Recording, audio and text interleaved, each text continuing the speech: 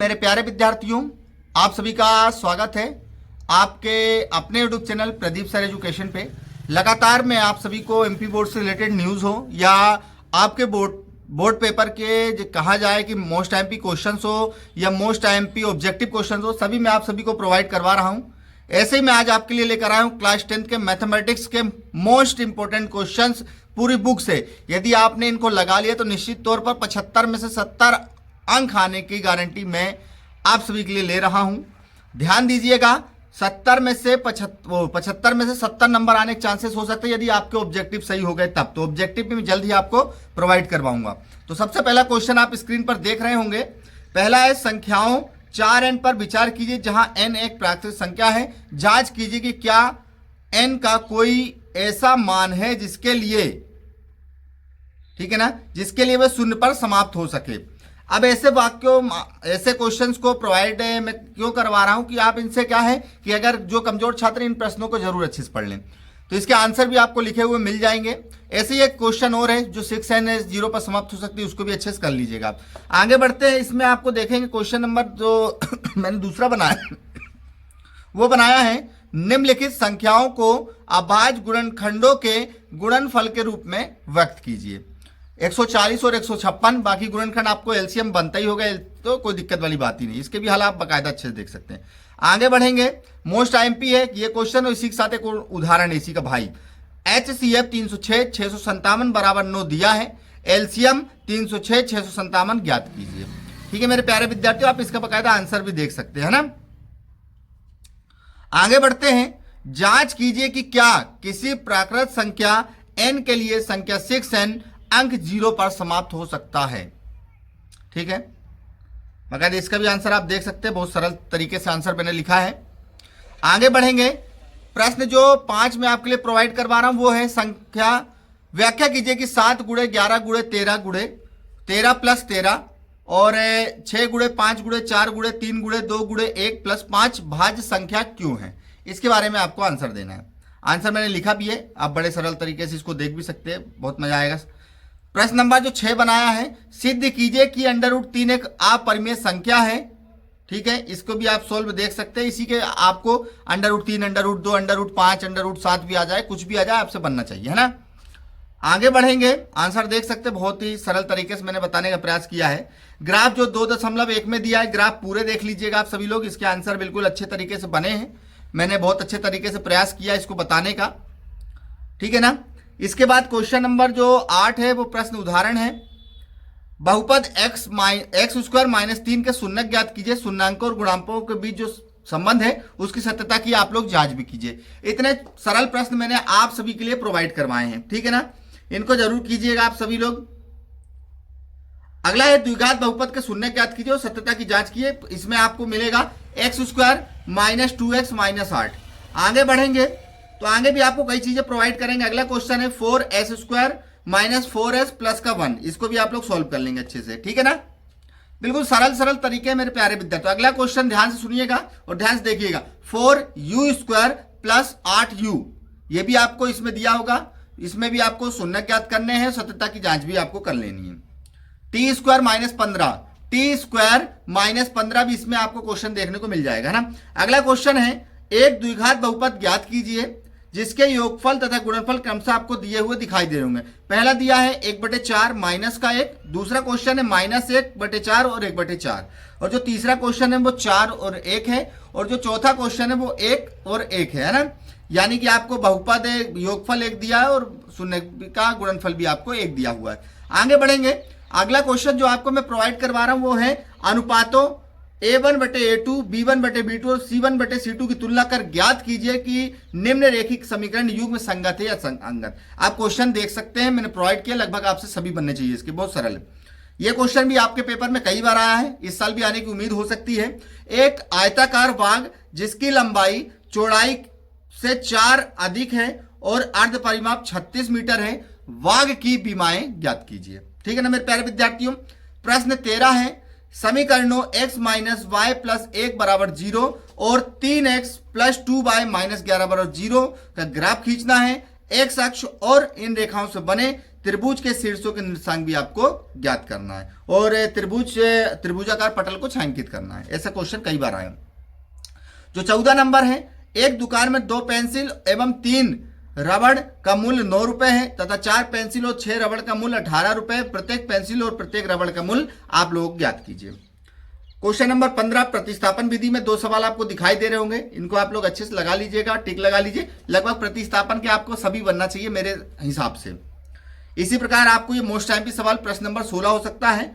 2x + 3y = 11 और 2x - 4y = -24 को हल कीजिए एवं इससे m का मान ज्ञात कीजिए जिसके लिए y = mx + 3 हो। प्रश्न नंबर 17 आप देख सकते हैं, 2 संख्याओं का अंतर 26 है, एक संख्या दूसरी संख्या की 3 गुनी है, उन्हें ज्ञात कीजिए। अगर इनके आंसर आपको चाहिए हो तो मुझे बता दीजिएगा, मैं आपको अगली वीडियो में भी प्रोवाइड करवा दूंगा। प्रश्न नंबर 18 है, 2 संपूरक कोणों में बड़ा कोण छोटे कोण से 18 डिग्री अधिक है, उन्हें ज्ञात कीजिए। प्रश्न नंबर 19 है, यदि किसी भिन्न के अंश व हर में 2 जोड़ दिया जाए तो वह भिन्न 9/11 हो जाएगी। यदि अंश और हर में 3 जोड़ दिया जाए तो वह 5/6 हो जाती है, वह भिन्न ज्ञात कीजिए। प्रश्न नंबर 20 है, 2 व्यक्तियों की आय का अनुपात 9:7 है और उनके खर्चों का अनुपात 3:7 है। उदाहरण में मिलेगा आपको, यदि प्रत्येक व्यक्ति प्रति महीने 2000 रुपए बचा लेता है तो उसकी मासिक आय कितने रुपए होगी। 21वां क्वेश्चन आप देख सकते हैं, विलोपन विधि का है। विलोपन विधि आपको निश्चित तौर पर बनना चाहिए, ये सवाल बिल्कुल निश्चित तौर पर आते ही आते हैं। देख सकते हैं 2 सवाल आपको मैंने प्रोवाइड करवाए। 22वां क्वेश्चन है, 2 अंकों को संख्या के अंकों का योग 9 है, इस संख्या का 9 गुना संख्या के अंकों को पलटने से बनी संख्या का 2 गुना है, वह संख्या ज्ञात कीजिए। प्रश्न नंबर 23 है, 2 क्रमागत धनात्मक पूर्णांकों का गुणनफल 306 है, हमें उन पूर्णांकों को ज्ञात करना है। 24वां है, द्विघात समीकरण 3x² - 2√6x + 2 = 0 के मूल ज्ञात कीजिए। ठीक है, अगला क्वेश्चन है, गुणनफल विधि से निम्न द्विघात समीकरणों के मूल ज्ञात करिए। दोनों क्वेश्चन आपको अच्छे तरीके से दिखाई दे रहे होंगे। 26वां क्वेश्चन है, 2 ऐसी संख्याएं ज्ञात कीजिए जिनका योग 27 और गुणनफल 182 हो। ठीक है मेरे प्यारे विद्यार्थियों, मैं कई सालों से मोस्ट टाइम क्वेश्चन प्रोवाइड करा रहा हूं, लगभग बहुत सालों से क्वेश्चन आ रहे हैं, इसलिए आप भी ध्यान से समझ लीजिएगा। 2 क्रमागत धनात्मक पूर्णांकों को ज्ञात कीजिए जिनके वर्गों का योग 365 हो। 28वां है, एक समकोण त्रिभुज की ऊंचाई इसके आधार से 7 सेंटीमीटर कम है, यदि कर्ण 13 सेंटीमीटर है तो अन्य 2 भुजाएं आप लोग उसको ज्ञात कीजिए। 29वां है, निम्न प्रत्येक द्विघात समीकरण में k का मान ज्ञात कीजिए जिसके 2 मूल बराबर हो। आप क्वेश्चन देख सकते हैं, बहुत प्यारे सब्जेक्ट क्वेश्चन।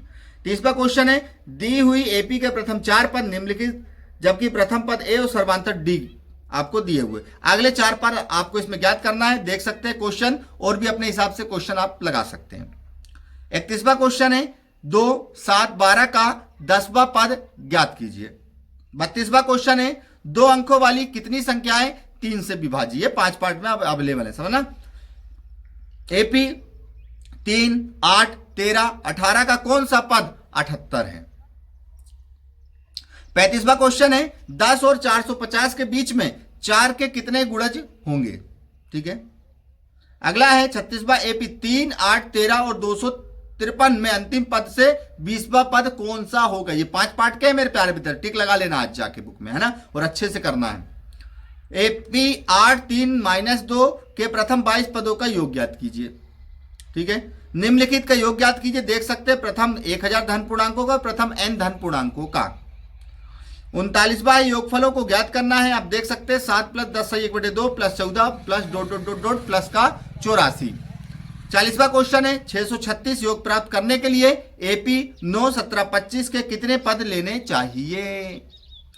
41वां, किसी स्कूल के विद्यार्थियों को उनमें समाप्त, थोड़ा देख लीजिएगा, 7 नगद पुरस्कार देने के लिए 700 कुछ रुपए की राशि दी गई थी। यदि प्रत्येक पुरस्कार अपने से ठीक पहले पुरस्कार से 20 कम है तो प्रत्येक पुरस्कार का मान ज्ञात कीजिए। ये 5 चैप्टर में आप लोग देख लीजिएगा इसका ना। एपी के प्रथम 22 पदों का योग ज्ञात कीजिए जिसमें डी = 7 और 22वां पद 149 है। ठीक है, कोई दिक्कत नहीं। ये क्वेश्चन आपको 6.2 में मिल जाएगा, इसको देख लीजिए और बाकायदा अच्छे से आप लोग इसको सोल्व कर लीजिएगा। 100% ये क्वेश्चन आएगा ही आएगा। आगे बढ़ते हैं। लंबाई 6 मीटर वाले एक ऊर्ध्वाधर स्तंभ की भूमि पर छाई की लंबाई 4 मीटर है। जबकि उसी समय एक मीनार की छाया की लंबाई 28 मीटर है। मीनार की ऊंचाई आपको ज्ञात करना है। अगला क्वेश्चन जो आप 45वां देख सकते हैं, ऐसे प्रथम 40 धन पूर्णांकों का योग ज्ञात कीजिए जो 6 से विभाज्य है। 46वां क्वेश्चन है 8 के प्रथम 15 गुणाजों का योग ज्ञात कीजिए।